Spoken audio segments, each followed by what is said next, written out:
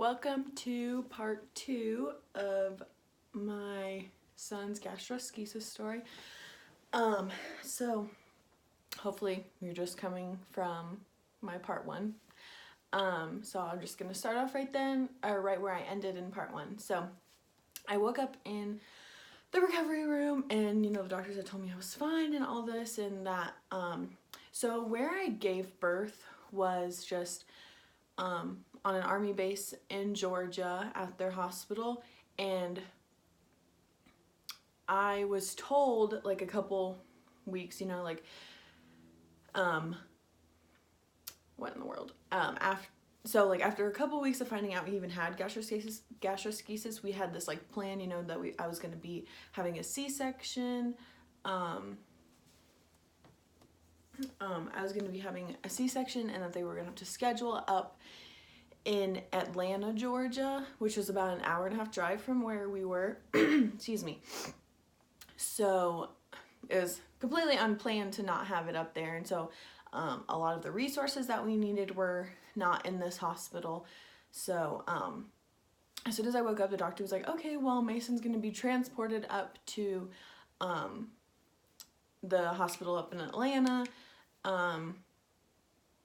Thankfully, Rob had already come into the room with me, and so we had kind of talked a little bit, and he had seen him, and so we, he was able to see me and all this. So we, sorry, I'm trying to like get back into the groove of telling the story.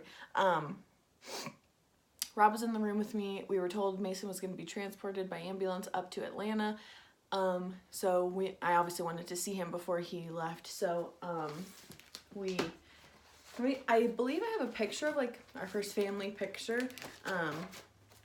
So let me see.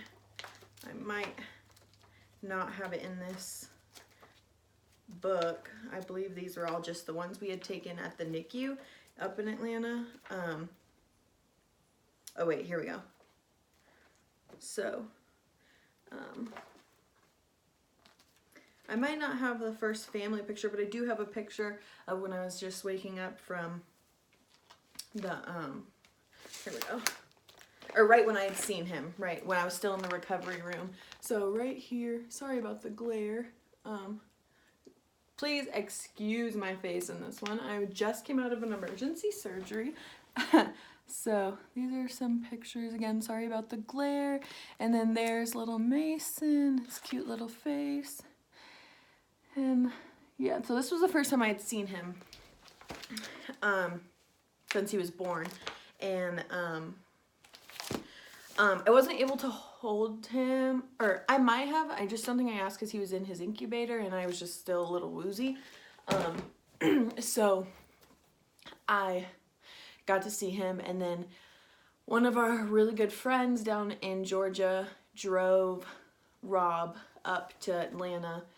And during that drive, I guess the doctors had called my husband, and that's when they had said that Mason wasn't going to survive. And I never really questioned it until a couple weeks ago, but I didn't know why I don't know why the doctors didn't tell me, because I was there. I don't know why they called my husband. Probably just because I had just gotten out of surgery and all this. Like, it was just already a lot for me. Not that like I wasn't gonna find out, but I think that they thought it would just be a little bit easier for Rob to break the news to me. So also just mention again, this is kind of like all blur and a little confusing to me. These whole next 48 hours are kind of like that, but excuse me. So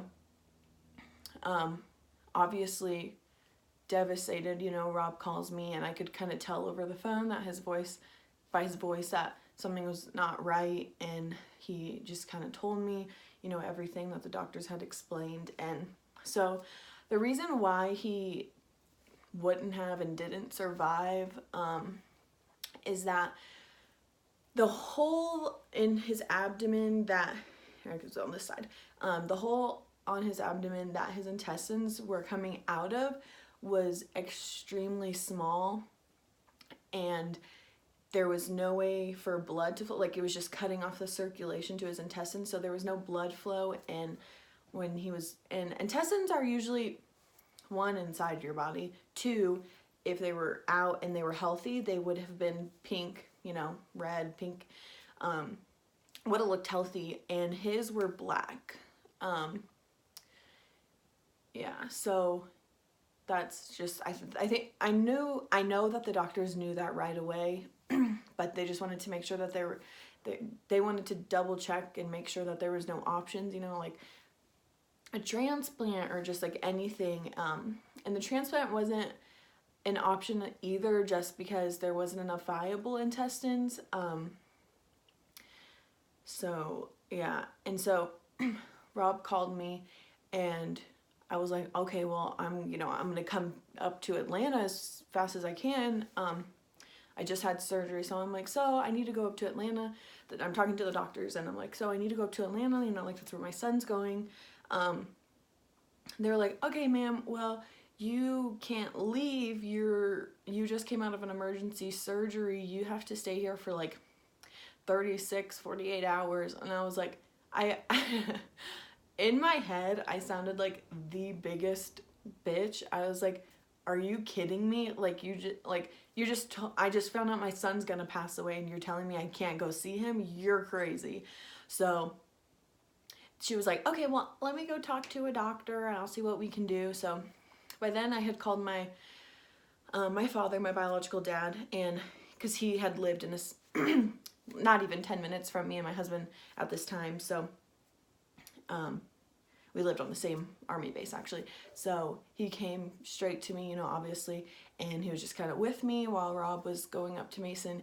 And so I wasn't by myself. And you know, I told my dad, I was like, if they cannot get me out of this hospital, I will rip these IVs out of my arm and you're gonna drive me. And he was like, you know, he's okay with that. Like, he knew exactly where I was coming from. He understood why I was so frustrated. And so the doctor came in and he was like, yeah, ma'am, I'm sorry, like, you're not gonna be able to leave, you know, for a while. We need to check you out and make sure you're okay.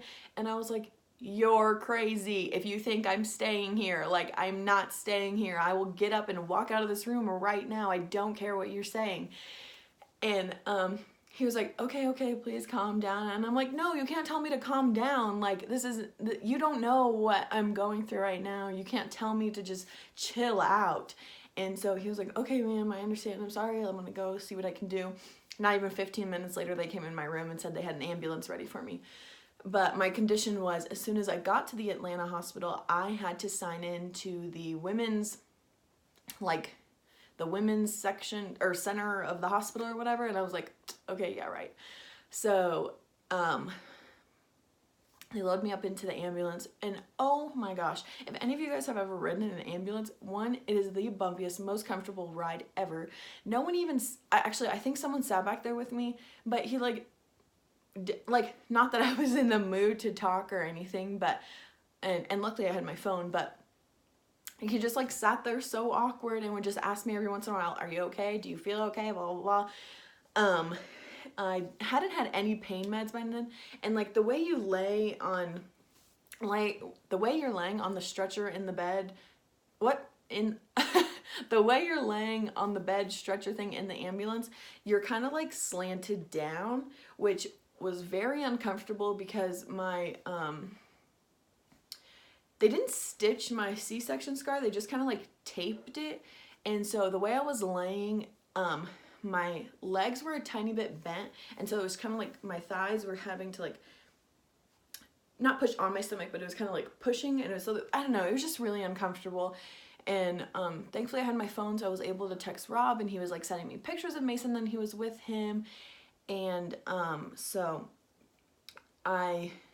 we were finally there. Let me mention, Mason was born at 4:16 p.m. So, and I think I got to Atlanta around 7:30. I'm not 100% sure. I'm just kind of guessing on that. But I know Mason was born at 4:16. But 4:16, 5 pounds, 5 ounces. But anyway, so I got to Atlanta, pulled me out of the stretcher. They took me to the wrong entrance, so I had to get back in. They had to drive me around the hospital, pushed me in, transferred me to a wheelchair.